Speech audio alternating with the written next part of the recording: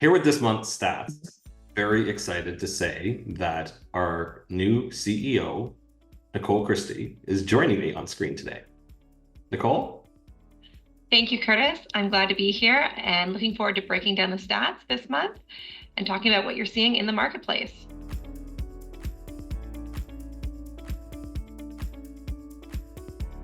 It's been an interesting May, I think. And I don't think it's any different than when we talked in April, that we thought it was going to be, basically slow and steady and that type of a market. And, we were talking before in April about how seller confidence is getting better now. They're seeing properties move. So now, whereas before they were a little bit reluctant to put their property on the market and it sit for, 60, 90, 120 days, now they're a little bit more confident that, it's moving. Okay, everything's ready to go. It's other than that, I think it was still a great month. I mean, it's hard to really compare those 5-year averages, right? I mean, we went through COVID where, things were just crazy, right? And so to compare that active listing over the 5-year average, it's way up, but we were at a point where we had a massive shortage of housing and things were selling way faster than you can get inventory on the market. But we're only sitting at 2.3 months of inventory, which is not a whole lot. Yeah, buyers are definitely being still fairly cautious, but activity is definitely up year over year and things are moving. I think we've gone back to more of a seasonal market where a lot of people wait for that spring weather to really highlight the best features of their home, and buyers are also in higher number right now, but they're being a lot more picky. They're waiting for that perfect opportunity to move, and they aren't moving unless they need to, is what I'm sort of finding right now. If we look at sales activity from May of last year, we're down 9.2%. Dollar volume is down 8.5%, right? So there's a small difference there, right? But I think that again is that larger home was not selling right now. And if they were, if there was a reason they had to sell it, they may have been giving up a little bit at the end. But it's not a huge difference there in it. And I do think it is partially because you had that lower segment of market that, people were holding off, had to move first before that higher end property was moving. With the dollar volume being down, but transactions being up, that sort of signifies that the average transaction would be at a lower figure.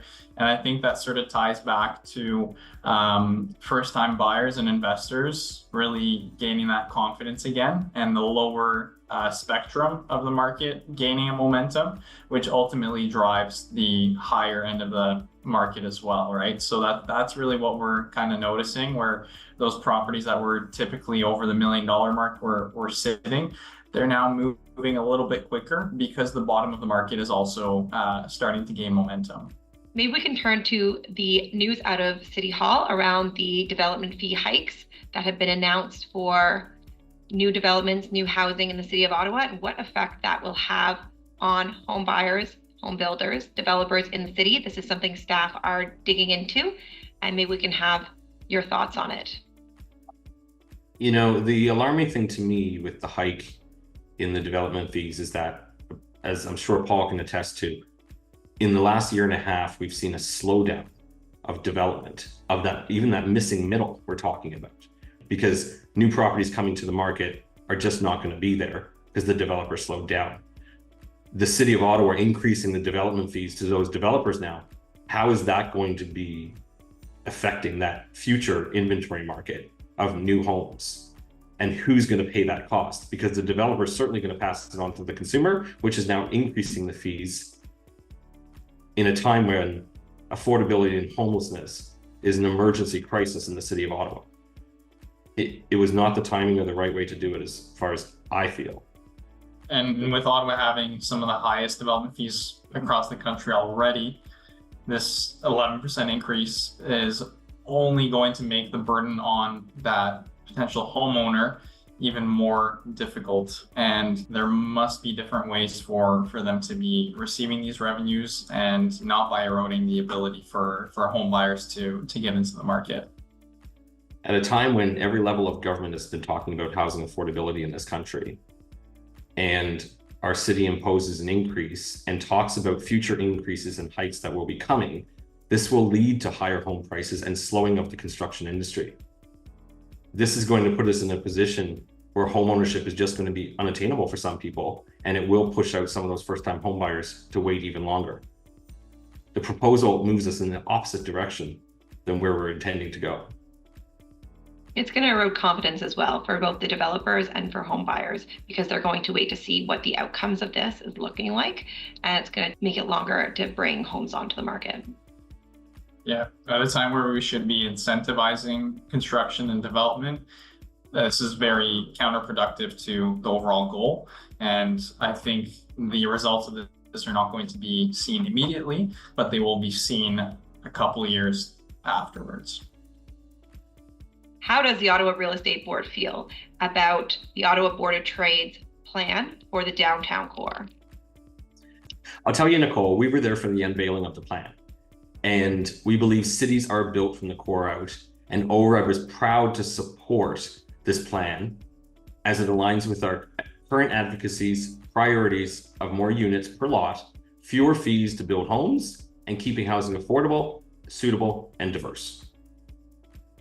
Yeah, I think with that proposal, I mean, we're definitely headed on and we're on track to become a world-class city and continue sort of that legacy that's been laid out previously. And having those 40,000 new residents in the downtown core is going to lead to all sorts of different benefits for everyone living in the core of the city, whether you're working there, whether you're out there for a nightlife. Like, there's going to be so many cool things that people will be able to experience through this proposal, and we're really excited and super supportive of it.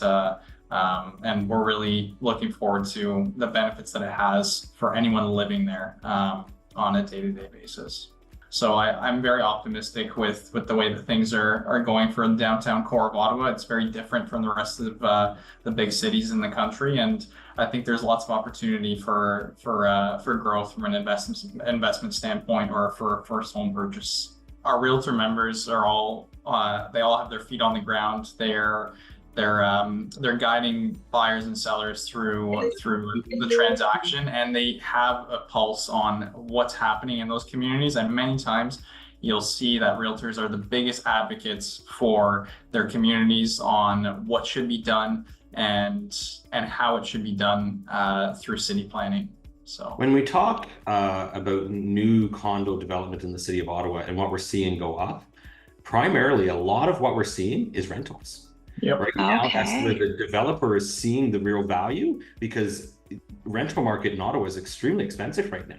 And it's just the carrying price of the property. So they're seeing the benefit of holding it themselves and renting it out versus putting up condo units, because selling the condos is still a little slow. It's been interesting because since our last conversation we had back there in April, where we talked about this and are we going to see a change with the government announcing that they're back to work 3 and executives, management is back to work 4. So are we going to see a change of them going back? And so I started reaching out to my clients to see what they're thinking, right? You know, I had quite a few clients that during COVID moved from downtown out to the burbs. And the general consensus is no, they're going to stay put. Like, they're perfectly happy with where they are. They love their home. They love the new lifestyle they have, and they're going to make it work if they can. So it'll be interesting to see, because that's really going to play into how the city has to really think about downtown and the core and how they're going to rejuvenate that atmosphere. Because if the workers are just leaving and going back to the burbs right after work, it's going to make for an interesting time.